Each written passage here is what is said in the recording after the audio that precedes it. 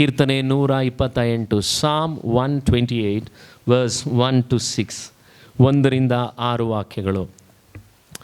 ಯೆಹೋವನಲ್ಲಿ ಭಯಭಕ್ತಿ ಉಳ್ಳವನಾಗಿ ಆತನ ಮಾರ್ಗಗಳಲ್ಲಿ ನಡೆಯುವವನು ಧನ್ಯನು. ನಿನ್ನ ಕಷ್ಟಾರ್ಜಿತವನ್ನು ನೀನೇ ಅನುಭವಿಸುವಿ, ನೀನು ಧನ್ಯನು, ನಿನಗೆ ಶುಭವಿರುವುದು. ಅಂತಃಪುರದಲ್ಲಿರುವ ನಿನ್ನ ಹೆಂಡತಿಯು ಫಲಭರಿತವಾದ ದ್ರಾಕ್ಷಾಲತೆಯಂತಿರುವಳು. ನಿನ್ನ ಸಂಗಡ ಊಟದ ಮಣೆಯ ಸುತ್ತಲೂ ಕೂತುಕೊಳ್ಳುವ ನಿನ್ನ ಮಕ್ಕಳು ಎಣ್ಣೆ ಮರದ ಸಸಿಗಳಂತಿರುವರು. ಈಗೋ ಯೆಹೋವನಲ್ಲಿ ಭಯಭಕ್ತಿಯುಳ್ಳ ಪುರುಷನು ಈ ರೀತಿಯಾಗಿ ಆಶೀರ್ವಾದ ಹೊಂದುವನು. ಚಿಯೋನಿನಲ್ಲಿರುವ ಯೆಹೋವನು ನಿನ್ನನ್ನು ಆಶೀರ್ವದಿಸಲಿ. ಜೀವಮಾನವೆಲ್ಲ ಯೆರೂಸಲೇಮಿನ ಸೌಭಾಗ್ಯವನ್ನು ನೋಡುವವನಾಗು, ಮಕ್ಕಳ ಮಕ್ಕಳನ್ನು ಕಾಣುವವನಾಗು. ಇಸ್ರಾಯೇಲಿಯರಿಗೆ ಶುಭವಾಗಲಿ. ನೋಡ್ರಿ, ನೀವಲ್ಲಿ ಮೊದಲನೇ ವಾಕ್ಯದಲ್ಲಿ ಗಮನಿಸೋದಾದರೆ 2ನೇ ವಾಕ್ಯ ಹೇಳುತ್ತೆ ನಿನಗೆ ಶುಭವಿರುವುದು. 4ನೇ ವಾಕ್ಯದಲ್ಲಿ ಈ ರೀತಿಯಾಗಿ ಆಶೀರ್ವಾದ ಹೊಂದುವನು. 6ನೇ ವಾಕ್ಯದಲ್ಲಿ ಇಸ್ರಾಯೇಲ್ಯರಿಗೆ ಏನಾಗಲಿ, ಶುಭವಾಗಲಿ. ಈ ಪದಗಳನ್ನೆಲ್ಲ ನೀವು ನೋಡೋದಾದರೆ ಇಲ್ಲಿ ಏನಿದೆ ಅಂದರೆ ಒಂದು ಪದ ಶುಭ ಶುಭ ಶುಭ. ಹಾಗಿದ್ರೆ ಇವತ್ತು ನಮ್ಮ ಜೀವಿತದಲ್ಲಿ ಶುಭ ಅನ್ನುವಂಥದ್ದು ಬಹಳ ಮುಖ್ಯ. ಒಂದು ಸರಿ ಒಂದು ಪಾಸ್ಟ್ರು ಮಗ ಯಾವಾಗಲೂ ಅವ್ರು ತಮಾಷೆ ಮಾಡ್ತಿದ್ರು. ಅವ್ರ ವಿಶ್ವಾಸಿಲಿ ಒಂದು ಮಗುಗೆ ಯಾರಿಗೋ ಒಂದು ಮಗು ಹೆಸರಿಟ್ರು. ಏನು ಹೆಸರಿಟ್ರು ಅಂದರೆ ಮಗು ಹೆಸರು ಎಸ್ಸಲ್ಲಿ ಶುಭ ಅಂತ ಇಟ್ಟರು. ಅದಾದಮೇಲೆ ಆ ಪಾಸ್ಟ್ರು ಮಗ ತಮಾಷೆಯಾಗಿ ಯಾವಾಗಲೂ ಹೇಳ್ತಿದ್ದವನು, ಅಂಕಲ್ ನಿಮ್ಗೇನಾದರೂ 2ನೇ ಮಗು ಇಟ್ಟರೆ ಒಂದು ಹೆಸರಿಡೋಣ ಅಂತಿದ್ದೀನಿ, ಏನೋ ಲಾಭ ಅಂತ ಇಟ್ಬಿಡಿ ಅಂದ. ಶುಭ ಇದ್ದರೆ ಏನಿರಬೇಕು, ಲಾಭ ಇರಬೇಕು. ಸೊ ಶುಭಗೂ ಏನಿದೆ, ಲಾಭ ಇದೆ. ಶುಭಕ್ಕೆ ಯಾವಾಗಲೂ ನಾವು ಶುಭವಾಗಿದ್ದರೆ ನಾವು ಲಾಭವಾಗಿ ಬದುಕ್ತೀವಿ. ಈ ಪದವನ್ನು ನೀವು ಗಮನಿಸಿದಿರೋ ಇಲ್ವ? ನಾನು ಸಣ್ಣ ಹುಡುಗನಲ್ಲಿದ್ದಾಗ ನಮ್ಮಮ್ಮ ಅವತ್ತು ನಮ್ಮನ್ನು ಸಾಕಲಿಕ್ಕೆ ನಮ್ಮ ಮನೆಗಳಲ್ಲಿ ಕಷ್ಟ ಇದ್ದಾಗ ಈ ರೀತಿ ಲಾರಿ ಹತ್ತಿ ಹೋಗೋರು. ಆವಾಗ ಒಂದೇ ಸಿಂಗಲ್ ರೋಡ್ ಇತ್ತು ಬಿಡದಿಲಿ. ಬಿಯರ್ ಫ್ಯಾಕ್ಟ್ರಿಲಿ ಕೆಲಸ ಮಾಡಲಿಕ್ಕೆ ನಮ್ಮಮ್ಮ ಹೋಗುವಾಗ ಒಂದೊಂದು ಸರಿ ಗಾಡಿಗಳು ವ್ಯಾನ್ಗಳು ಸಿಗದೇ ಇದ್ದಾಗ ಪಾಪ ಲಾರಿನ ಅಷ್ಟು ಹೈಟ್ ಲಾರಿನ ಹತ್ತಿ ಹೋಗುವಾಗ ಹಿಂದಕ್ಕೆ ನೋಡ್ತಿತ್ತು ಬೋರ್ಡ್, ಏನು ಶುಭವು ಲಾಭವು. ಇವಾಗ ಈ ವರ್ಡ್ನ ಯಾರೂ ಹಾಕಲ್ಲ, ಇವಾಗ ಬೇರೆ ಬೇರೆ ಹೆಸರು ಬಂದಿದ್ದು. ಸೊ ಶುಭವು ಲಾಭವು ಒಟ್ಟಿಗೆ ಬರುತ್ತೆ. ನಿಜವಾಗಲೂ ಹೇಳೋದಾದರೆ ದೇವರು ಈ ಕೀರ್ತನೆಯಲ್ಲಿ ನಮ್ಮ ಫ್ಯಾಮಿಲಿಗಳಿಗೆ ನಮಗೆ ಏನನ್ನು ಇಟ್ಟಿದ್ದಾನೆ, ಶುಭವನ್ನು ಇಟ್ಟಿದ್ದಾನೆ. ನಮ್ಮೆಲ್ಲರ ಜೀವಿತಗಳು ದೇವರ ಮಕ್ಕಳಾದಮೇಲೆ ಕ್ರೈಸ್ತ ಜೀವಿತದಲ್ಲಿ ಒಂದು ವೇಳೆ ನಮ್ಮ ಜೀವಿತದಲ್ಲಿ ನಮ್ಮ ಫ್ಯಾಮಿಲಿ ಆಶೀರ್ವಾದ ಹೊಂದಿಲ್ಲ ಅಂದರೆ ಈ ಕೀರ್ತನೆಯನ್ನು ನಾವು ಸ್ಟಡಿ ಮಾಡಿದ್ರೆ ಗೊತ್ತಾಗುತ್ತೆ ನಮ್ಮಲ್ಲಿ ಇರುವಂಥ ಸಮಸ್ಯೆ ಯಾವುದು, ಯಾವ ಸಮಸ್ಯೆಯಿಂದ ನಾವು ಶುಭವಾಗಿಲ್ಲ, ಯಾವ ಸಮಸ್ಯೆಯಿಂದ ನಮ್ಮ ಫ್ಯಾಮಿಲಿ ಲಾಭವಾಗಿ ಬದುಕ್ತಾ ಇಲ್ಲ. ಸೊ ಹಾಗಾಗಿ ಈ ಕೀರ್ತನೆಯನ್ನು ನೀವು ನೋಡೋದಾದರೆ ನಾನು ಇದನ್ನು ಶುಭವು ಲಾಭವು ಅಂತ ಇಡಲಿಕ್ಕೆ ಕಾರಣ ಏನಂದರೆ, ಈ ಕೀರ್ತನೆಯನ್ನು ಆವತ್ತಿನ ಕಾಲದಲ್ಲಿ ಯೆರೂಸಲೇಮಿಗೆ ಎಲ್ಲರೂ ಜಾತ್ರೆ ರೀತಿಯಲ್ಲಿ ದೇವರ ಆಲಯಕ್ಕೆ ಯಾತ್ರೆಗೆ ಹೋಗುವರು. ಅವರು ಆ ಒಂದು ಯಾತ್ರೆ ಮಾಡುವಾಗ ಆ ಪಿಲ್ಗ್ರಿಮ್ ಥರ ಅವರು ಹೋಗುವಾಗ, ಬೆಟ್ಟಕ್ಕೆ ಹೋಗುವಾಗ ಫ್ಯಾಮಿಲಿ ಆಗಿ ಹೋಗುವಾಗ ಈ ಕೀರ್ತನೆಯನ್ನು ಹಾಡ್ಕೊಳ್ತಾ ಹೋಗೋರಂತೆ. ಅವರು ಬೆಟ್ಟ ಹತ್ತುವಾಗಲೆಲ್ಲ ಫ್ಯಾಮಿಲಿಗಳು ಮಕ್ಕಳುಗಳು ಸೇರಿ ಈ ಕೀರ್ತನೆಯನ್ನು ಹಾಡಿ ಬೆಟ್ಟವನ್ನು ಏನು ಮಾಡ್ತಾ ಇದ್ರಂತೆ, ಹತ್ತಾ ಇದ್ರಂತೆ. ಸೊ ಈ ಓದಿದಂಥ ವಾಕ್ಯದಲ್ಲಿ 2ನೇ ವಾಕ್ಯ ಹೇಳುತ್ತೆ ನಿನಗೆ ಶುಭವಿರುವುದು. ಅಂದರೆ ಆಶೇರ್, ಇಬ್ರಿಯ ಪದ ಆಶೀರ್ವಾದ ಅನ್ನೋ ಪದ ಬಂದಿದ್ದು ಆಶೇರ್ ಅನ್ನುವಂಥ ಪದದಿಂದ. ಆ ಒಂದು ಆಶೇರ್ ಅನ್ನೋ ಪದಕ್ಕೆ ಅರ್ಥ ಸಂತೋಷ ಎಂಬುದಾಗಿ. ಇನ್ನೊಂದು ಪದ ಕರ್ತನಿಂದ ಅವನಿಗೆ ಆಶೀರ್ವಾದ ಹೊಂದುವನು ಅಂತ 4ನೇ ವಾಕ್ಯ ಹೇಳುವಾಗ ಅಲ್ಲಿ ಬಳಸಿರುವಂಥ ಪದ ಬಾರಾಕ್ ಅಂತ. ಆ ಪದದ ಅರ್ಥ ಕರ್ತನಿಂದ ಅನುಗ್ರಹಿಸಲ್ಪಟ್ಟವನು. ಹಾಗಿದ್ರೆ ಯಾರಿಗೆ ಸಂತೋಷ ಇದೆ? ದೇವರಿಂದ ಒಬ್ಬ ಅನುಗ್ರಹಿಸಲ್ಪಟ್ಟಿದ್ರೆ ಅವನ ಮನೆಯಲ್ಲಿ ಏನಿರುತ್ತೆ, ಸಂತೋಷ ಇರುತ್ತೆ. ದೇವರಿಂದ ಅನುಗ್ರಹಿಸಲ್ಪಟ್ಟಿದ್ರೆ ಆ ಕುಟುಂಬ ಯಾವಾಗಲೂ ಕಷ್ಟ ನಷ್ಟಗಳು ಅದಕ್ಕಿದೆ, ಇಲ್ಲ ಅಂತ ಇಲ್ಲ, ಆದರೂ ಕೂಡ ಅದು ದೇವರ ಕೃಪೆಯಿಂದ ಏನಾಗ್ತದೆ, ಆಶೀರ್ವಾದ ಹೊಂದಿದವದಾಗಿರುತ್ತದೆ. ಕೀರ್ತನೆ 128 1ನೇ ವಾಕ್ಯ ಎಲ್ಲರೂ ನೀವು ಗಮನಿಸೋದಾದರೆ ಅಲ್ಲಿ ವಾಕ್ಯ ಏನು ಹೇಳ್ತಾ ಇದೆ, ಯೆಹೋವನಲ್ಲಿ ಭಯಭಕ್ತಿ ಉಳ್ಳವನಾಗಿ, ನೋಡಿದ್ರಿ, ಆತನ ಮಾರ್ಗಗಳಲ್ಲಿ ನಡೆಯುವವನು ಏನಾಗಿದ್ದಾನೆ, ಧನ್ಯನು. ಹಾಗಿದ್ರೆ ನನ್ನ ಮೊದಲನೇ ಪ್ರಶ್ನೆ, ಈ ಸಂಸಾರದಲ್ಲಿ ನಿಜವಾಗಲೂ ಶುಭ ಎಲ್ಲಿದೆ ನಾವು ನೋಡೋಣ. ಎಲ್ಲರೂ ಹೇಳ್ರಿ, ಸಂಸಾರದಲ್ಲ ಏನಂದರೆ ಸುಖ ಸಂಸಾರಕ್ಕೆ ಶುಭ ಎಲ್ಲಿದೆ? ಈ ಕೀರ್ತನೆ ನೀವು ನೋಡೋದಾದರೆ 1-6 ವಾಕ್ಯದಲ್ಲಿ ಪ್ರೊಟೆಕ್ಷನ್ ಇದೆ, ಸಂರಕ್ಷಣೆ ಇದೆ, ಅಲ್ಲಿ ವರ್ಕ್ ಇದೆ 2ನೇ ವಾಕ್ಯದಲ್ಲಿ. 3ನೇ ವಾಕ್ಯದಲ್ಲಿ ನೀವು ನೋಡ್ತಾ ಹೋದರೆ ಅಲ್ಲಿ ಫ್ಯಾಮಿಲಿ ಇದೆ. 5ನೇ ವಾಕ್ಯ 6ನೇ ವಾಕ್ಯಕ್ಕೆ ಬಂದರೆ ಬ್ಲೆಸ್ಸಿಂಗ್ ಇದೆ.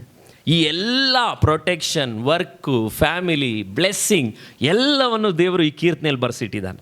ಹಾಗಿದ್ರೆ ಮೊದಲನೇ ವಾಕ್ಯ ನಾವು ಓದಿದ ಹಾಗೆ ಯೆಹೋವನಲ್ಲಿ ಭಯಭಕ್ತಿ ಉಳ್ಳವನಾಗಿ ಆತನ ಮಾರ್ಗಗಳಲ್ಲಿ ನಡೆಯುವವನು ಏನಂತೆ? ಧನ್ಯನು. ಹಾಗಿದ್ರೆ family begins with the male figure. ಒಂದು ಕುಟುಂಬ ಆರಂಭ ಆಗೋದು ಒಬ್ಬ ಪುರುಷನಿಂದ ಆರಂಭವಾಗ್ತದೆ. ಸತ್ಯವೇದದಲ್ಲಿ ದೇವರು ಒಂದನ್ನು ಬರೆಸಿದ್ದಾನೆ ನೋಡ್ರಿ. ಈ ವಾಕ್ಯದಲ್ಲಿ ಧನಿಕನು ಧನ್ಯನು ಅಂತ ಹೇಳಿಲ್ಲ. ನಾವಿವತ್ತು ಹೇಳ್ತಿದ್ದೀವಿ, ಅಯ್ಯೋ ಒಂದೊಂದು ಮಕ್ಕಳು ಹೇಳ್ತಾರೆ, ನಮ್ಮಪ್ಪ ಆ ಥರ ಭಾಳ ಶ್ರೀಮಂತರಾಗಿದ್ದರೆ ಅಂಥವ್ರ ಮನೇಲಿ ಹುಟ್ಟಿರ್ಬೇಕಾಗಿತ್ತು. ನಾವು ಇನ್ಸ್ಟಾಗ್ರಾಮ್ಗಳಲ್ಲಿ ಕೆಲವರು ಹುಡುಗರುಗಳು ಹಾಕೋದು, ಇಲ್ಲಿ ಮಿಸ್ ಆಗಿ ಇಲ್ಲಿ ಹುಟ್ಟುಬಿಟ್ಟಿದ್ದೀನಿ. ಧನಿಕನು ಧನ್ಯನು ಅಂತ ಹೇಳಲಿಲ್ಲ. ಬಲಶಾಲಿ, ಸ್ಟ್ರಾಂಗೆಸ್ಟ್ ಮಸಲ್ ಪವರ್ ಇರೋವಂಥವನು ಧನ್ಯನು ಅಂತ ಹೇಳಲಿಲ್ಲ. ಪವರ್ ಲಿಫ್ಟರ್ ಮಂಗಳೂರವನು 4ನೇ ಮಾಡಿಯಿಂದ ಬಿದ್ದೋಗ್ಬಿಟ್ಟ, ಕರ್ನಾಟಕದವನು ಹೋದ ವಾರದಲ್ಲಿ. ಫ್ಯಾಮಿಲಿ ಮ್ಯಾನೇ, ಸ್ಟ್ರಾಂಗ್ ಮ್ಯಾನ್, 4ನೇ ಮಾಡಿಯಿಂದ ಬಂದು ಬಿದ್ದು ಉಳಿದಿಲ್ಲ. ಸೊ ಬ್ಲೆಸ್ಸಿಂಗ್ ಸ್ಟ್ರಾಂಗ್ ಮ್ಯಾನ್ ಅಲ್ಲಲ್ಲ, ರಿಚ್ ಮ್ಯಾನಲ್ಲೂ ಅಲ್ಲ, ಸಮೃದ್ಧಿಯಾಗಿರುವವನು ಧನ್ಯನು ಅಂತ ಹೇಳಲಿಲ್ಲ. ವಾಕ್ಯ ಹೇಳುತ್ತೆ, ಯೆಹೋವನಲ್ಲಿ ಭಯ ಭಕ್ತಿ ಉಳ್ಳವನು ಧನ್ಯನು. ದೇವರ ವಾಕ್ಯ ಒಂದನ್ನು ಸ್ಟ್ರಾಂಗ್ ಆಗಿ ಅಫರ್ಮ್ ಮಾಡಿ ಹೇಳ್ತಾ ಇದೆ. ಶುಭ ಎಲ್ಲಿದೆ? ಮೊದಲನೇದಾಗಿ ನಾವೆಲ್ಲರೂ ಒಪ್ಕೊಳ್ಳದೆ ಇದ್ದರೂ ಗಂಡಸರುಗಳಿಗೆ ಮೊದಲನೇ ಶುಭ ಇರೋದು ಆದರ್ಶವಾದ ಪತಿಯಲ್ಲಿ. ಒಬ್ಬ ಮಾಡೆಲ್ ಹಸ್ಬೆಂಡ್, ಆ ಹಸ್ಬೆಂಡ್ನಲ್ಲಿ ಮಾತ್ರನೇ ನಿಜವಾದಂಥ ಶುಭ ಆರಂಭ ಆಗೋದು. ಯಹೂದ್ಯರು ಅವತ್ತು ಫ್ಯಾಮಿಲಿಯಾಗಿ ಅವ್ರು ಭಾಳ ಇಂಪಾರ್ಟೆಂಟ್ ಕೊಡ್ತಾಯಿದ್ರು. ಅವ್ರ ಕುಟುಂಬ ಜೀವಿತಕ್ಕೆ ಅವ್ರು ಭಾಳ ಫೋಕಸ್ ಮಾಡ್ತಾಯಿದ್ರು. ಇವತ್ತಿನ ಈಸ್ಟರ್ನ್ ಕಲ್ಚರ್ ಅಂತ ನಾವು ಹೇಳ್ತೀವಲ್ಲ, ನಮ್ಮ ಭಾರತೀಯರು ಕೂಡ ಇತ್ತೀಚೆಗೆ ಸಂಸ್ಕೃತಿ ಹಾಳಾಗ್ತಾ ಇದೆ. ಆದರೆ ಕುಟುಂಬಕ್ಕೆ ನಾವು ಭಾಳ ಇಂಪಾರ್ಟೆನ್ಸ್ ಕೊಡ್ತೀವಿ. ನೀವು ನೋಡೋದಾದರೆ ಅಲ್ಲಿ ವಾಕ್ಯ ಹೇಳ್ತಾ ಇದೆ, ಒಂದು ಫ್ಯಾಮಿಲಿಯಲ್ಲಿ ಬರುವಂಥ ಮೊದಲನೇದಾಗಿ ವ್ಯಕ್ತಿ, ಆ ವ್ಯಕ್ತಿ ಮೇಲ್, ಗಂಡಸು, ಪುರುಷನು ದೇವರಿಗೆ ಏನಾಗಿರ್ಬೇಕಂತೆ? ಭಯ ಭಕ್ತಿ ಉಳ್ಳವನು. ಅಂದ್ರೆ ಅರ್ಥ, ಭಯ ನಿಮ್ಮ ದೇಹಕ್ಕೆ ಸಂಬಂಧಪಟ್ಟಿದ್ದು. ಯೋಸೇಫನಿಗೆ ಭಯ ಇತ್ತು, ಆ ಹೆಂಗಸೊಂದಿಗೆ ನಾನು ಪಾಪ ಮಾಡಲ್ಲ ಅಂತ, ಅದು ದೇಹಕ್ಕೆ ಸಂಬಂಧಪಟ್ಟಿದ್ದು. ಭಕ್ತಿ ಆತ್ಮಕ್ಕೆ ಸಂಬಂಧಪಟ್ಟಿದ್ದು. ಅವನು ಹೋಗೋ ಜಾಗದಲ್ಲಿ ಅಲ್ಲೇ ನಮಾಜ್ ಮಾಡೋಕ್ಕೆ ಮೊಣಕಾಲು ಹಾಕ್ಬಿಡ್ತಾನೆ. ಆ ಪುರುಷನು ಎಷ್ಟು ದೊಡ್ಡ ವ್ಯಕ್ತಿ, ಆದರೆ ಅವನು ಯಾಕೆ ನಮಾಜ್ ಹಾಕೋಕ್ಕೆ ಮಾಡಲಿಕ್ಕೆ ಎಲ್ಲೂ ಸಿದ್ಧ ಆಗಿದ್ದಾನೆ ಅಂದರೆ ಅವನೊಬ್ಬ ಭಕ್ತಿವಂತ ಅಂತ ಹೇಳ್ತೀವಿ. ಉರುಳು ಸೇವೆ ಮಾಡೋರನ್ನ ನಾವು ಹೇಳ್ತೀವಿ ಭಕ್ತಿವಂತ ಅಂತ ಹೇಳ್ತೀವಿ. ಹಾಗಿದ್ರೆ ಯೇಸು ಸ್ವಾಮಿಯಲ್ಲಿ ಬಂದಂಥ ನಮಗೆ ಉರುಳು ಸೇವೆನೋ ಅಥವಾ ಮೊಣಕಾಲು ಉರಿ ಹಿಂಗೇ ಪ್ರೇಯರ್ ಮಾಡಬೇಕು ಅನ್ನೋ ನಿರ್ದಿಷ್ಟವಾದಂಥ ನಿಯಮಗಳನ್ನು ದೇವರು ಇಟ್ಟಿಲ್ಲ. ಒಂದು ಫ್ರೀಡಮನ್ನು ಕೊಟ್ಟು ಒಂದನ್ನು ದೇವರು ಹೇಳ್ತಿದ್ದಾನೆ, ಯೆಹೋವನಲ್ಲಿ ಭಯ ಭಕ್ತಿ ಉಳ್ಳವನು ಏನಂತೆ? ಧನ್ಯನು. ಹಾಗಿದ್ರೆ ದೇವರಿಗೆ ಭಯಪಟ್ಟು ಒಬ್ಬ ಮ್ಯಾರೇಜ್ಗೆ ಎಂಟ್ರಿ ಆದರೆ ಮ್ಯಾರೇಜ್ನಲ್ಲಿ ಹಾಕುವಂಥ ಸೂಟ್, ಬ್ಲ್ಯಾಕ್ ಸೂಟ್, ಆ ಬ್ಲ್ಯಾಕ್ ಸೂಟ್ ಬಗ್ಗೆ ಸತ್ತು ಹೋದಂಥ ಚಾರ್ಲಿ ಕರ್ಕ್ ಹೇಳಿದ್ನ ನಾನು ವಿಡಿಯೋದಲ್ಲಿ ಮಾಡಿದ್ದೆ. ಬ್ಲ್ಯಾಕ್ ಸೂಟ್ನ ಸತ್ತಾಗ ಹೊರದೇಶಗಳಲ್ಲಿ ಅವನ ಸತ್ತ ಮೇಲೆ ಕೂಡ ಬ್ಲ್ಯಾಕ್ ಸೂಟ್ನ ಹಾಕ್ತಾರೆ. ಆ ಬ್ಲ್ಯಾಕ್ ಸೂಟ್ನ ಹುಡುಗನಿಗೆ ಹಾಕಿ ಹುಡುಗಿಗೆ ಬಿಳಿ ಗೌನನ್ನು ಹಾಕುವಾಗ ಬ್ಲ್ಯಾಕ್ ಸೂಟ್ಗೆ ಅರ್ಥ ಏನು? ಬ್ಲ್ಯಾಕ್ ಸೂಟ್ ಹಾಕ್ಕೊಳ್ಳೋವಾಗ ಬ್ಯಾಚುಲರ್ ಮೈಂಡ್ ಸೆಟ್ಗೆ ಒಬ್ಬ ಹುಡುಗ ಮದುವೆ ಆಗೋ ದಿವಸ ಸಾಯ್ತಾನೆ, ಫ್ರೆಂಡ್ಸ್ಗಳ ಜೊತೆ ಜೂಜಾಡೋದಕ್ಕೆ ಸಾಯ್ತಾನೆ, ಬಾರ್ಗಳಲ್ಲಿ ಹುಡುಗರುಗಳ ಜೊತೆ ತಿರುಗೋದಕ್ಕೆ ಸಾಯೋ ದಿನ ಮದುವೆ ದಿನ. ಆದರೆ ಕಣ್ಣುಗಳಿಗೆ, ಅಲೆದಾಡುವಂಥ ಕಣ್ಣುಗಳಿಗೆ, ಬೇರೆ ಬೇರೆಯವ್ರಗಳಿಗೆ ಹತ್ರೆಲ್ಲ ತಿರುಗಲಿಕ್ಕೆ ಮನಸ್ಸು ಬರುವಂಥ ಮನಸ್ಸುಗಳಿಗೆ ಒಬ್ಬ ಗಂಡಸು ಸಾಯೋ ದಿನ ಯಾವುದು? ಮದುವೆ ದಿನ. ಆದರೆ ಹುಡುಗಾಟದಲ್ಲೇ ನಾವೇನು ಮಾಡ್ತೀವಿ? ಅವ್ನ ಮಾತು ಕೇಳ್ತಾ ಇಲ್ಲ ಕಣೋ, ಕಟ್ಟಾಕ್ರ ಅವನಿಗೆ. ಏನು ಕಟ್ಟಾಕ್ಬೇಕಂತೆ? ಮದುವೆ ಮಾಡಿಬಿಡ್ಬೇಕು. ಮದುವೆಯ ದಿನ ಬೈಬಲ್ ಪ್ರಕಾರ ಹೇಳಿದ ದಿನ ಭಯಭಕ್ತಿಯಿಂದ ಇರುವಂತಹ ದಿನ. ಆ ದಿನದಲ್ಲಿ ನಿಜವಾಗ್ಲೂ ನನಗೀಗಲೂ ನೆನಪಿದೆ, ನನ್ನ ಮದುವೆ ಆದಂಥ ರಾತ್ರಿ ಸುಮಾರು ಮಾರನೇ ದಿನ ನನಗೆ ಮದುವೆ. ಆದರೆ 12:30 1 ಗಂಟೆ ಆದರೂ ನನಗೆ ನಿದ್ದೆ ಬರಲಿಲ್ಲ. ಯಾಕೆ ಅಂದರೆ ಆ ಮನೆ ಪಾಸ್ಟ್ರ್ ಮನೇಲಿ ನಾನು ಇದ್ದಾಗ ಅಲ್ಲಿ ರಾತ್ರಿ ಎಲ್ಲ ಭಯದಿಂದ ಪ್ರೇಯರ್ ಮಾಡ್ತಾಯಿದ್ದೆ. ದೇವರೇ, ನನ್ನ ಫ್ಯಾಮಿಲಿ ಲೈಫ್, ನನ್ನ ತಂದೆ ತಾಯಿ ಹೀಗೆಲ್ಲ ಮುರಿಯಲ್ಪಟ್ಟಿದ್ರು, ನನ್ನ ಕುಟುಂಬದಲ್ಲಿ ಈ ಶಾಪಗಳೆಲ್ಲ ಇದೆ, ನಾನು ಸೇವೆಯಲ್ಲಿದ್ದೀನಿ, ನಾನು ಮದುವೆ ಆಗ್ತಾ ಇರೋ ದಿನ, ನನ್ನ ಜೀವನದಲ್ಲಿ ನಾನು ಕಡೆಯವರೆಗೂ ಫೇತ್ಫುಲ್ ಆಗಿರ್ತೀನ, ಕಡೆಯವರೆಗೂ ನಂಬಿಗಸ್ತನಾಗಿ ದೇವರಿಗೆ ಭಯಪಟ್ಟು ನಾನು ಬದುಕ್ತೀನ. ಅದೊಂದು ಹೋರಾಟದ ದಿನ ನನಗಾಗಿದ್ದನ್ನ ನಾನು ಮರೀಲಿಕ್ಕೆ ಸಾಧ್ಯನೇ ಇಲ್ಲ. ಆದರೆ ಮದುವೆಯ ದಿನ ನಿಜವಾದಂಥ ಗಂಡಸು ಹುಟ್ಟೋ ದಿನ. You be a man, not be a boy. ಹುಡುಗ ಅಲ್ಲ ನೀನು, ಮದುವೆ ಆದಂಥ ಪುರುಷ ಅನ್ನೋ ಅರಿವು, ನಿಜವಾದ ಮ್ಯಾಸ್ಕ್ಯುಲಿನ್ ಪವರ್. ನೀವು ಗಂಡಸು ಅಂತ ಹೇಳ್ತಿದ್ದೀವಲ್ಲ, ಆ ಗಂಡಸು ಅನ್ನೋವಂಥ ಪವರು, ಮ್ಯಾಸ್ಕ್ಯುಲಿನ್ ಪವರ್, ಶಕ್ತಿಯಲ್ಲಿ ಬಲಶಾಲಿ ಆದಂಥ ಬಾಡೀಸ್, ಜಿಮ್ನಲ್ಲಿರುವಂಥ ಅದೆಲ್ಲ ಮಸಲ್ ಒಳ್ಳೆಯದೇ. ಆದರೆ ಮ್ಯಾಸ್ಕ್ಯುಲಿನ್ ಪವರಲ್ಲ ಇರೋದು, ಮೊಣಕಾಲೂರೋ ಪವರಲ್ಲಿ ಇರೋದು ದೇವರ ಮಗುವಿನ ಶಕ್ತಿ. ಒಬ್ಬ ಗಂಡಸು ನಿಜವಾಗಲೂ ಯಾರಂದರೆ ಅವನು ಮಾಡೆಲ್ ಆಗಿರಬೇಕಂದ್ರೆ ಅವನು ದೇವರಿಗೆ ಭಯಭಕ್ತಿ ಉಳ್ಳವನಾಗಿರಲಿಕ್ಕೆ ಕಾರಣ ಅವನು ದೇವರನ್ನು ಪ್ರೀತಿಸ್ತಾನೆ. ಪ್ರೀತಿಸೋದ್ರಿಂದ ಅವನು ಫ್ಯಾಮಿಲಿಯನ್ನು ನಡೆಸಲಿಕ್ಕೆ 99.9% ಅಂತಲೂ ನಾನು ಧೈರ್ಯವಾಗಿ ಹೇಳಬಲ್ಲೆ. ಒಂದು ಕುಟುಂಬವನ್ನು ಸರಿಯಾಗಿ ತೆಗೆದುಕೊಂಡು ಹೋಗಲಿಕ್ಕೆ ಮುಖ್ಯವಾಗಿ ದೇವರಿಟ್ಟಂಥ ಜವಾಬ್ದಾರಿ ಇವತ್ತು 99.9% ಫೇಲ್ಯೂರ್ ಆಗಿರುವಂಥ ಇಂಡಿಯನ್ ಸೊಸೈಟಿ. ಆ ರೀತಿ ವಾಕ್ಯಕ್ಕೆ ಭಯಪಡುವಂಥ ಪುರುಷರುಗಳು ಚರ್ಚ್ನಲ್ಲೂ ಕಡಿಮೆ. ರೆಸ್ಪಾನ್ಸಿಬಿಲಿಟಿಯನ್ನು ಎಸ್ಕೇಪ್ ಮಾಡಿಕೊಂಡು ಹೋಗುವಂಥ ಹೇಡಿಗಳಾದಂಥ ಪುರುಷರುಗಳಾಗಿ ಇವತ್ತು ಬದುಕ್ತಾ ಇದ್ದೀವಿ. ಜೆನ್ಸಿ ಇವತ್ತು ಹೇಳ್ತಾ ಇದೆ ಮದುವೆನೇ ಬೇಡ ಅಂತ, ಕಮಿಟ್ಮೆಂಟು, ಮಗು, ಏನೋ ಲೈಫು ಚೆನ್ನಾಗಿದ್ನಲ್ಲೋ, ಇದು ನಾವುಗಳು ಹೇಳ್ತಾ ಇರೋದು. ಆದರೆ ಅದಲ್ಲ. ನಿಜವಾಗ್ಲೂ ಸತ್ಯವೇದದಲ್ಲಿ God loves to have a family. ದೇವರಿಗೆ ತನ್ನ ಫ್ಯಾಮಿಲಿ ಅನ್ನೋದು ಭಾಳ ಭಾಳ ಇಷ್ಟ. ಹಾಗಾಗಿ ದೇವರು ತಾನು ಒಬ್ಬನೇ ಬದುಕ್ಬೋದಾಗಿತ್ತು, ತಾನು ಒಬ್ಬನೇ ಇರ್ಬೋದಾಗಿತ್ತು. ಆದಾಮನನ್ನು ಹವ್ವಳನ್ನು ಉಂಟು ಮಾಡಿದಾಗ ಅದನ್ನು ದೇವರು ಒಂದು ಫ್ಯಾಮಿಲಿಯಾಗಿ ಪರಿಗಣಿಸ್ತಾ, ಆ ಕುಟುಂಬವನ್ನು ದೇವರು ನನಗೂ ನಿನಗೂ ಕೊಡ್ತಿದ್ದಾನೆ. ಜೆಂಟ್ಸ್ ಗಮನಿಸ್ರಿ, ಗಂಡಸರೇ, ಆತನ ಮಾರ್ಗಗಳಲ್ಲಿ ನಾವು ನಡೆದರೆ ನಾವೇ ಧನ್ಯರು. ಸೊ ದೇವರು ಎಂಕರೇಜ್ ಮಾಡ್ತಿದ್ದಾನೆ. 3 ಹುಡುಗರಿದ್ದರು. ಒಬ್ಬ ಹುಡುಗ ಹೇಳ್ತಿದ್ದ, ಮಾತಾಡ್ಕೊತಿದ್ದ, ನಮ್ಮಪ್ಪ ಯಾರು ಗೊತ್ತೇನೋ, ಮಿನಿಸ್ಟ್ರಿಗೆ PA ಕಣೋ ಅಂದ. ಇನ್ನೊಬ್ಬ ಮಗ ಹೇಳ್ದ, ನಮ್ಮಪ್ಪ ಯಾರು ಗೊತ್ತೇನೋ, DC ಕಣೋ, ಕಲೆಕ್ಟ್ರು, ಮಿನಿಸ್ಟ್ರು ಜೊತೆನೇ ಓಡಾಡ್ತಾರೆ ಅಂತ. ಇನ್ನೊಬ್ಬ ಬಡಪಾಯಿ ಹುಡುಗ ಮರದ ಹತ್ರ ನಿಂತ್ಕೊಂಡಿದ್ದ. ಇವರಿಬ್ಬರು ಕೇಳ್ತಾರೆ, what's your dad man, what's your dad?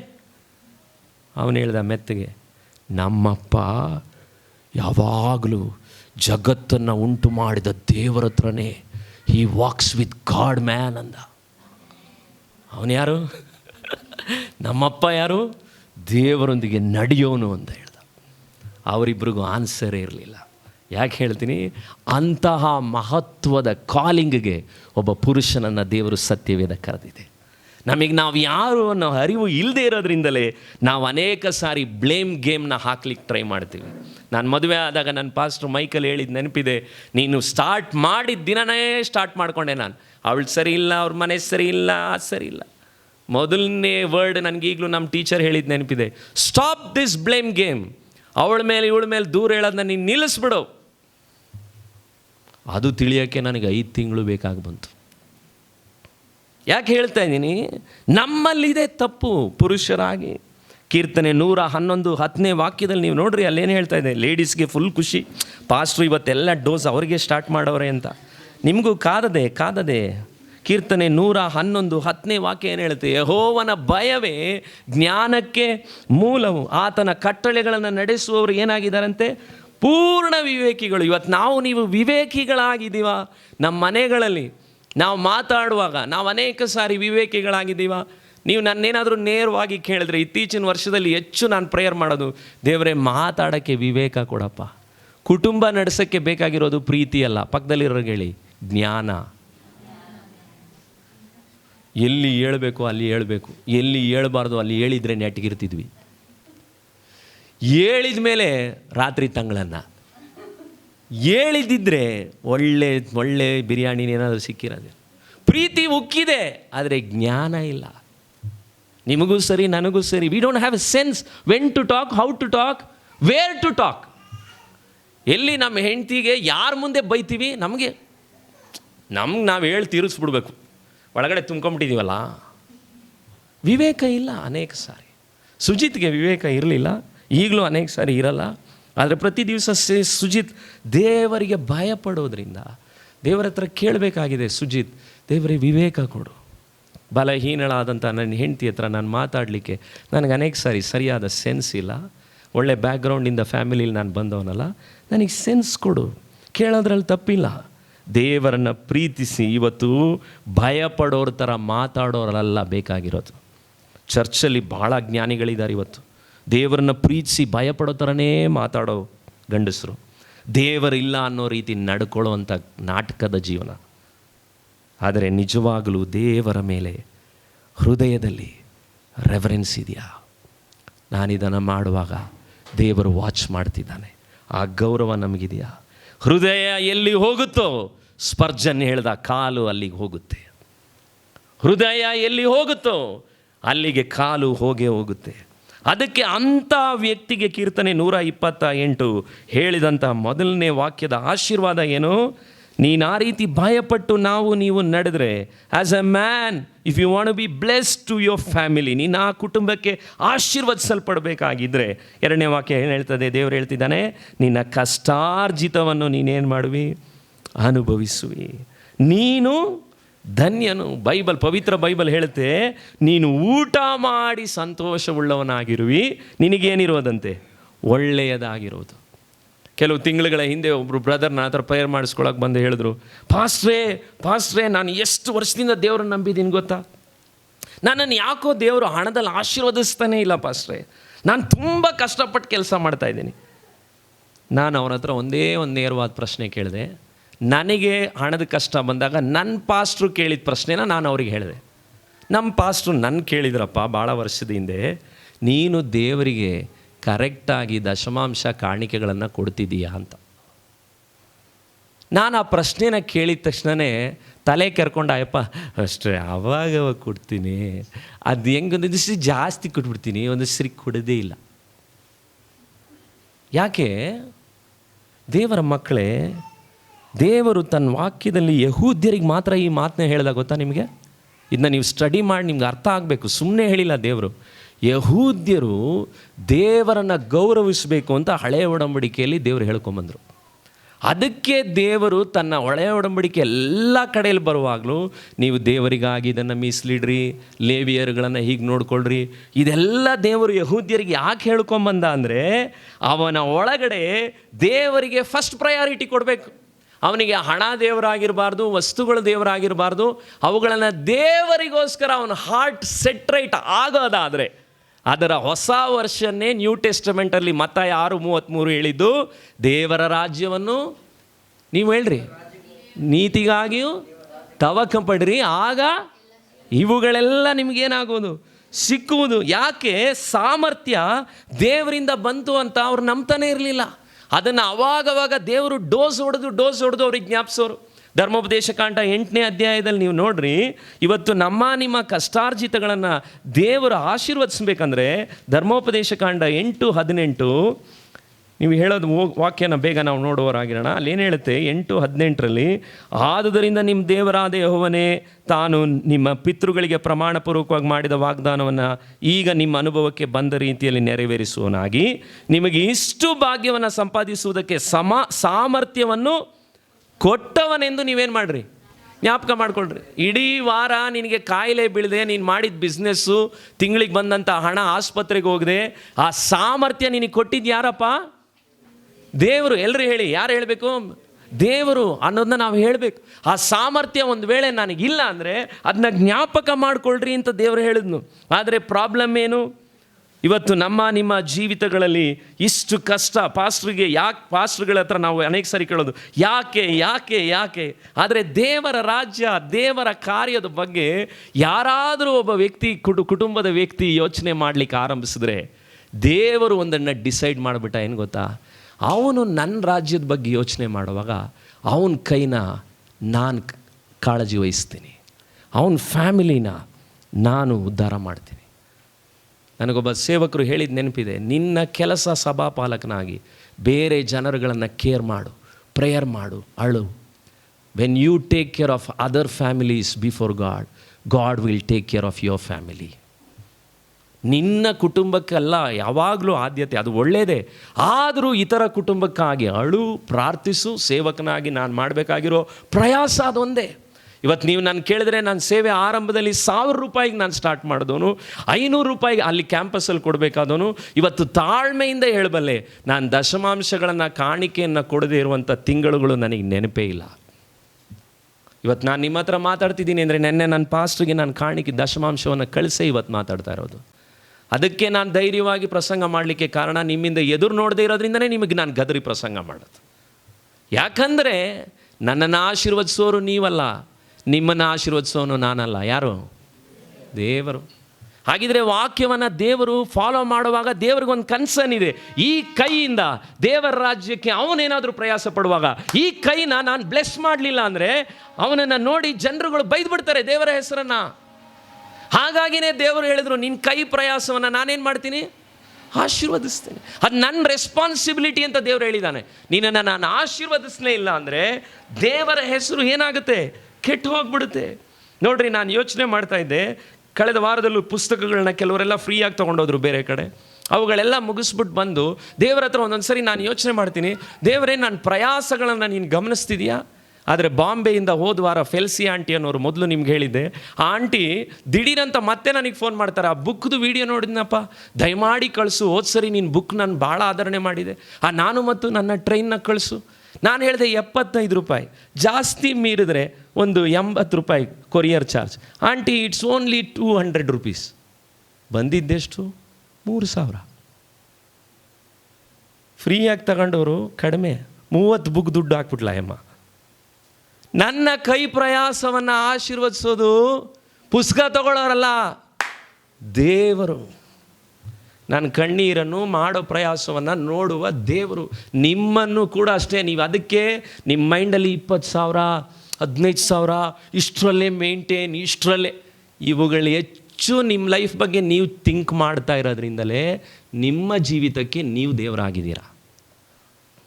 ಮೊದಲು ದೇವರ ಹತ್ರ ಹೇಳ್ರಿ, ಹಣ ಬಂದಾಗ ಇಷ್ಟು ನನ್ನ ಹತ್ರ ಬಂದಿದೆ ಸ್ವಾಮಿ, ನನಗಿಷ್ಟೆಲ್ಲ ನಿಭಾಯಿಸೋಕ್ಕಾಗಲ್ಲ, ಆದರೂ ನಿನ್ನ ರಾಜ್ಯದ ಬಗ್ಗೆ ನಾನು ಅದನ್ನು ತೆಗೆದಿಡುವಾಗ ಉಳಿದಿದ್ದನ್ನು ನೀವು ಆಶೀರ್ವದಿಸಿ ಹೊಂದಲಿಲ್ಲ ಅಂದರೆ ನಾನು ಈ ಬೈಬಲ್ ಪ್ರಸಂಗ ಮಾಡೋದನ್ನ ಬಿಟ್ಟುಬಿಡ್ತೀನಿ. ಇದು ನನ್ನ ಓಪನ್ ಚಾಲೆಂಜ್.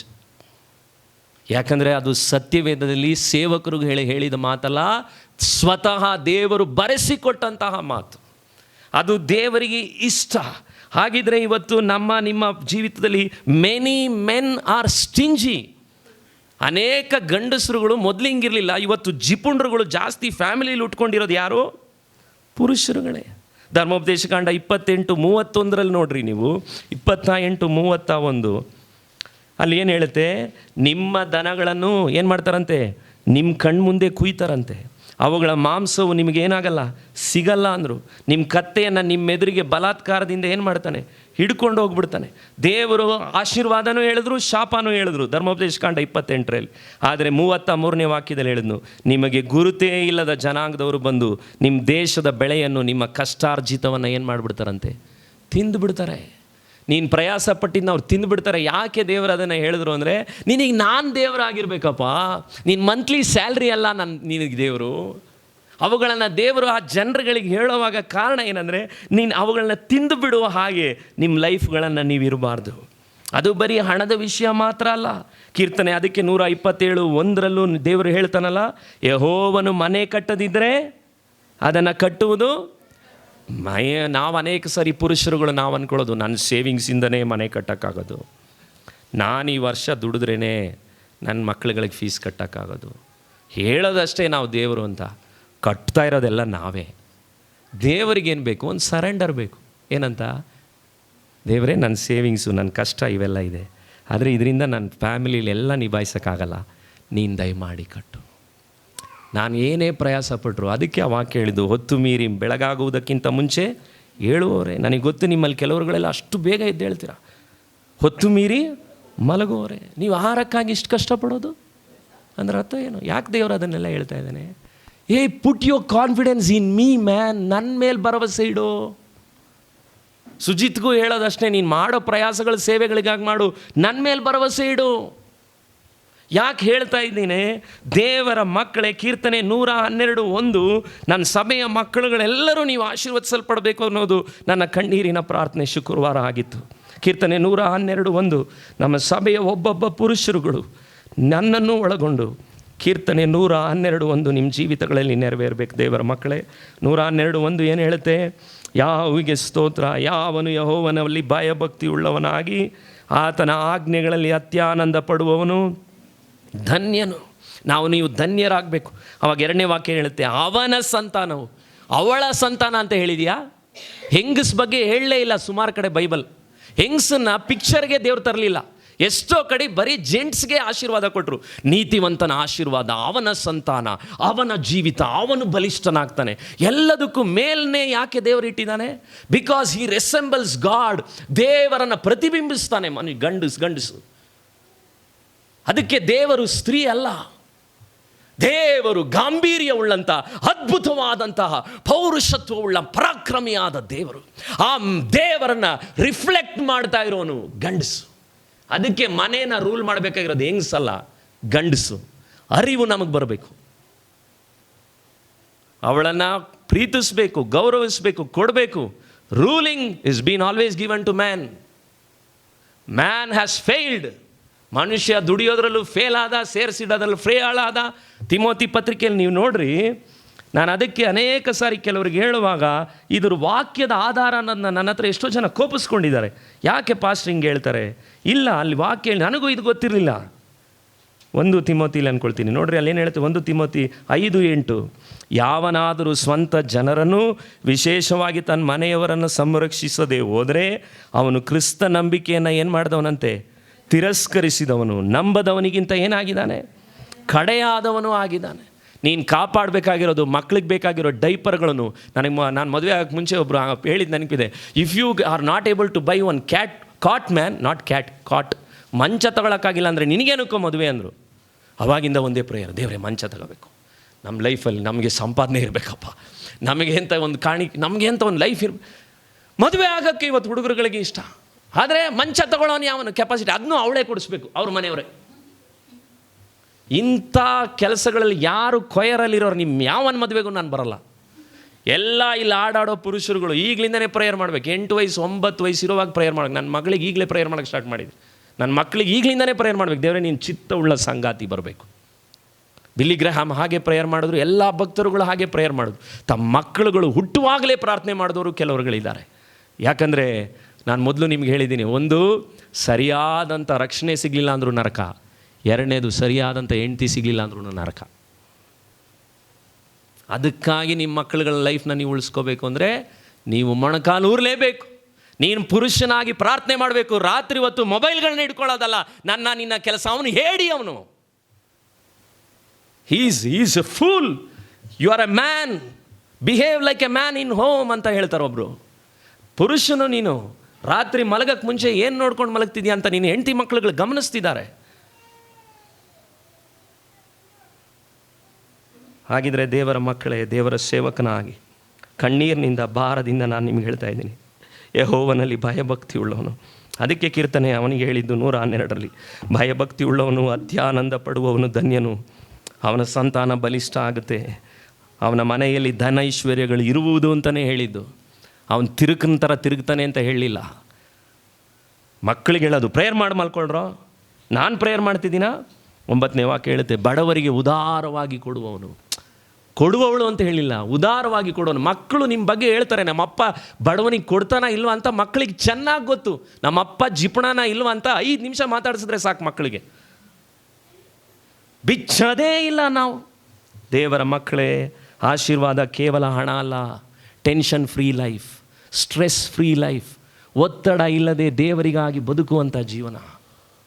ಎಲ್ಲ ಬ್ರದರ್ಸ್ ಯೋಚನೆ ಮಾಡ್ತಾ ಇದ್ದಾರೆ, ಯಾವಾಗ ಲೇಡೀಸ್ಗೆ ಹೋಗಿ ತಿರುಗಿಸ್ತಾನೋ ಈ ಅಪ್ಪ ಅಂತ. ಮುಗಿಸ್ತೀನಿ ವಾಕ್ಯದಿಂದ. ಜ್ಞಾನೋಕ್ತಿಗಳು 10:22 ನನಗೂ ಸೇರಿನೇ ನಾನು ಪ್ರಸಂಗಿಸ್ತಾ ಇರೋದು, ನಿಮಗಿಂತ ನಾನೇನು ನೀತಿವಂತನಲ್ಲ. ಜ್ಞಾನೋಕ್ತಿಗಳು 10:22 ಏನು ಹೇಳುತ್ತೆ? ಯೆಹೋವನ ಆಶೀರ್ವಾದವು ಏನನ್ನು ಸೇರಿಸೋದು? ಹೌದು, ಭಾಗ್ಯದಾಯಕವು. ಅದು ಏನಾಗಲ್ಲ, ವ್ಯಸನವನ್ನು ಏನು ಮಾಡಲ್ಲ, ಸೇರಿಸಲ್ಲ. ಹಾಗಿದ್ರೆ ದೇವರು ನಿಮಗೆ 100 ರೂಪಾಯಿ ಕೊಡಲಿ, 10,000 ಕೊಡಲಿ, ನನಗೆ ನನ್ನ ಚರ್ಚಿಂದ ಕಡಿಮೆ ಇರ್ಬೋದು, ಆದರೆ ವ್ಯಸನ ಇಲ್ಲದೆ ದೇವರ ಆಶೀರ್ವಾದ ಕೊಡಬೇಕು. ಎಲ್ಲರಿಗೂ ಪಕ್ಕದಲ್ಲಿ ಹೇಳ್ರಿ, ಏನಂತ? ದೇವರ ಆಶೀರ್ವದಿಸ್ಬೇಕು ಬ್ರದರ್ ನಿಮ್ಮನ್ನ, ಆದರೆ ನಿಮಗೇನಿರಬಾರ್ದು, ವ್ಯಸನ ಇರಬಾರ್ದು. ಅದಕ್ಕೆ ಸಾಲಗಳನ್ನ ನಾನು ಎಂಕರೇಜ್ ಮಾಡೋದೇ ಇಲ್ಲ.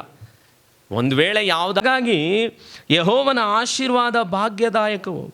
ಪಾಸ್ಟರ್ ACS ಸ್ಥಾಪಕರು ಸುಂದರಂ ಅವ್ರ ಹತ್ರ ಒಬ್ಬ ವಿಶ್ವಾಸಿ ಬಂದ್ರಂತೆ, ಒಳ್ಳೆ ದೇವ್ರಿಗೆ ಭಯಪಡೋ ವ್ಯಕ್ತಿ. ಅವ್ರು ಬಂದು ಹೇಳಿದಂತೆ, ಅಯ್ಯ ನನಗೆ ಫಾರಿನಲ್ಲಿ ಕೆಲಸ ಸಿಕ್ಕಿದೆ, ಅಪಾಯಿಂಟ್ಮೆಂಟ್ ಆಗಿದೆ, ನಾನು ಹೋಗಬೇಕು, ಪ್ರಾರ್ಥನೆ ಮಾಡಿ ಹೇಳ್ರಯ್ಯ ಅಂತ. ಸುಂದರಂ ಭಾಳ ಕಡಿಮೆ ಮಾತಾಡ್ತಿದ್ದಿದ್ದು ಸೇವಕರು, ಅದ್ಭುತವಾದಂಥ ದೇವರ ಮನುಷ್ಯ, ತುಂಬ ಪ್ರಾರ್ಥನೆ ಮಾಡ್ತಾಯಿದ್ರು. ಅವನ್ನ ಚೇರಲ್ಲಿ ಕೂರಿಸಿ ಕೇಳಿದ್ರಂತೆ, ಉಮಕ್ಕು ಸ್ವಂತ ವೀಡುಂಡೋ ಅಂದ್ರಂತೆ. ನಿನಗೆ ಸ್ವಂತ ಮನೆ ಇದೆಯಾ ಅಂದ್ರಂತೆ. ಎರಡನೇ ಪ್ರಶ್ನೆ, ತೀರಿಸಲಾಗದ ಸಾಲವಿದೆಯೋ ಅಂದ್ರಂತೆ. ಇಲ್ಲ ಅಂದ್ರಂತೆ. ಸಂತುಷ್ಟ ಸಹಿತವಾದ ಭಕ್ತಿಯು ದೊಡ್ಡ ಲಾಭವೇ ಸರಿ ಅಂತ ಟೈ ಅಂತ ಬೆಲ್ ಹೊಡೆದ್ರಂತೆ. ಸಂತುಷ್ಟ ಸಹಿತವಾದ ಭಕ್ತಿ ದೊಡ್ಡ ಲಾಭ. ಎಷ್ಟಿದೆಯೋ ಅದರಲ್ಲಿ ಕಂಪ್ನಿ ಹಣ ಇರ್ಬೋದು, ಯಾವುದೇ ವ್ಯಾಪಾರ ಇರ್ಬೋದು, ಸೇವೆ ಇರ್ಬೋದು, ಎಷ್ಟು ನನಗಿದೆಯೋ ಅದರಲ್ಲಿ ಸಂತೃಪ್ತಿನಾಗಿರುವುದೇ ನನಗೇನಂತೆ ಲಾಭವೇ ಸರಿ ಅಂತ ಟಣ್ ಅಂತ ಬೆಲ್ ಹೊಡೆದ್ರು. ನೆಕ್ಸ್ಟ್ ಮ್ಯಾನ್ ಬಳಗ್ ಬಾ ಅಂತ ಅರ್ಥ. ಆದರೆ ಪಾಸ್ಟರ್ ಗೇಬ್ರಿಯಲ್ ಆ ವಯಸ್ಸಾದಂಥ ವ್ಯಕ್ತಿಯನ್ನು ಇತ್ತೀಚೆಗೆ ನೋಡಿ ಕೇಳಿದ್ರಂತೆ. ಅವ್ರು ಆ ಥರ ಹೇಳಿಬಿಟ್ರಲ್ಲ, ನಿಮ್ಗೇನು ಅನ್ನಿಸ್ತು? 35 ವರ್ಷದಿಂದ ಇದೇ ಊರಲ್ಲಿದ್ದೀನಿ, ಹೊರದೇಶಕ್ಕೆ ಹೋಗಲಿಲ್ಲ, ನನ್ನ ಮಕ್ಕಳು ಸೆಟ್ಲು, ನನ್ನ ಮನೆ ಚೆನ್ನಾಗಿದೆ, ನನಗೆ ಯಾವುದೇ ಕೊರತೆ ಇಲ್ಲದೆ ದೇವರು ಇದೇ ತಮಿಳ್ನಾಡಿನಲ್ಲಿ ದೇವರು ಚೆನ್ನಾಗಿಟ್ಟಿದ್ದಾನೆ. ಇದು ಆಶೀರ್ವಾದ. ಆಶೀರ್ವಾದ ಬರೀ ಹಣ ತುಂಬಿಸಿ ಬ್ಯಾಂಕಲ್ಲಿ ಇಡೋದು ಮಾತ್ರ ಅಲ್ಲ, ಆ ವ್ಯಸನವಿಲ್ಲದೆ ಇರುವಗಳಲ್ಲಿ ತೃಪ್ತನಾಗಿ ನಾನು ಬದುಕೋದ್ರಲ್ಲಿ ನಿನ್ನ ಆಶೀರ್ವಾದ ಅದು ಮೆನ್ಗಿದೆ. ಅದಕ್ಕೆ ಮೆನ್ಗಿರೋ ಅತಿ ದೊಡ್ಡ ಸ್ಟ್ರೆಸ್ ಯಾವುದು? ಕಾಂಪಿಟೇಷನ್. ಅವ್ರು ಮಾಡಿದ್ರು, ಇವ್ರು ಮಾಡಿದ್ರು. ನನಗೂ ಅನ್ನಿಸ್ತಿತ್ತು ಅರ್ಧ ಸೈಟು. ಈ ವಾರನೂ ದೇವ್ರ ಹತ್ರ ಹೇಳಿದೆ, ನಿನ್ನ ಚಿತ್ತ ಇದ್ದರೆ ಆಲಯ ದೊಡ್ಡದಾಗಲಿ ಸ್ವಾಮಿ, ಇಲ್ಲಾಂದ್ರೂ ಈ ಅರ್ಧ ಸೈಟ್ ಕೊಟ್ಟಿದ್ದಕ್ಕೆ ಸ್ತೋತ್ರ. ಒಂದು ವೇಳೆ 2 ಆರಾಧನೆ ನಾನು ನಡೆಸ್ಬೋದು, ನನಗೆ ಕೊಡೋವರೆಗೂ ನಾನು ಕಾಯ್ತೀನಿ ದೇವರೇ. ಮಕ್ಕಳುಗಳಿಗೆ ಎಲ್ಲದಕ್ಕೂ ಸೇವೆಗೆ ಬೇಕು. ಸೇವೆದೇ ನನ್ನ ಮೈಂಡ್ ಓಡ್ತಾ ಇರುತ್ತೆ. ನಾನು ಹೆಂಡತಿ ಯಾವಾಗಲೂ ಹೇಳ್ತಾಳೆ, ಏನ್ರಿ ಒಂದು ಹೊಸಾದು ತೊಗೊಂಡ್ರೆ ಚರ್ಚ್ದೇ ಹುಡುಕ್ತಿದ್ದೀರಾ, ಗುದ್ಲಿ ಹುಡುಕ್ತೀರಾ, ಈ ವಾರದಲ್ಲೂ ಮೇಲೆ ಒಂದು ಹೊಸಾದು ತಂದಿದ್ದೀರಿ. ಯಾಕೆ? ದೇವರ ರಾಜ್ಯದ ಕುರಿತಾದಂಥ ಆಸೆ ತವಕ ನಿಮ್ಮೊಳಗಡೆ ಬಂದ್ಬಿಟ್ರೆ ನಿಮ್ಮ ಕುಟುಂಬ, ನಿಮ್ಮ ಮಕ್ಕಳು, ನಿಮ್ಮ ಜೀವಿತಗಳು ಅದ್ಭುತವಾಗಿ ದೇವರು ಫಾಲೋ ಮಾಡ್ಕೊಳ್ತಾ ಬರ್ತಾರೆ. ಆದರೆ ನಾನು ನಿಮ್ಮ ಹತ್ರ ತಾಳ್ಮೆಯಿಂದ ಕೇಳ್ತೀನಿ, ನಮ್ಮ ಹೆಂಡತಿಗೆ ಗೊತ್ತಾ ನಾವು ಹಾರ್ಡ್ ವರ್ಕ್ ಮಾಡುವಂಥ ನೀತಿವಂತ ಅಂತ? ನಮ್ಮ ಮಕ್ಕಳುಗಳಿಗೆ ಗೊತ್ತಾ ನಮ್ಮ ತಂದೆ ಧಾರಾಳವಾಗಿ ದೇವರ ರಾಜ್ಯಕ್ಕೆ ನಿಲ್ಲುವವನು ಅಂತ? ಅಥವಾ ನಾವು ಅಪ್ಪ ಬಡವರುಗಳಿಗೆ ನಿಜವಾಗಲೂ ದೇವರಿಗಾಗಿ ನಿಲ್ಲುವಂಥ ಭಕ್ತರುಗಳು, ಭಯಪಡುವಂಥವ್ರುಗಳು, ನಮ್ಮಪ್ಪ ದೇವರಿಗೆ ಇಷ್ಟವಾದದೇ ಇರುವಂಥ ಸಂಗತಿಗಳನ್ನು ಫೋನ್ನಲ್ಲಿ ಕೂತ್ಕೊಂಡು ನೋಡಲ್ಲ ಅನ್ನೋ ಅರಿವು ನನ್ನ ಮಕ್ಕಳಿಗೆ ಗೊತ್ತಾ? ನನ್ನ ಮನೆಯಲ್ಲಿ ಇಲ್ಲ. ನನ್ನ ಮಕ್ಕಳುಗಳು ಹೇಳ್ಕೊಂಡ್ಕೊಳ್ತೀರ, ನಮ್ಮಪ್ಪ ಬರೀ ಫೋನ್ ಹಿಡ್ಕೊಂಡೇ ಮನೇಲಿ ಕೂತಿದ್ದಾನೆ. ಅದು ಒಂದು ದೊಡ್ಡ ದುರಂತವಾದಂಥ ಉದಾಹರಣೆ ದೇವರ ಮಕ್ಕಳೇ.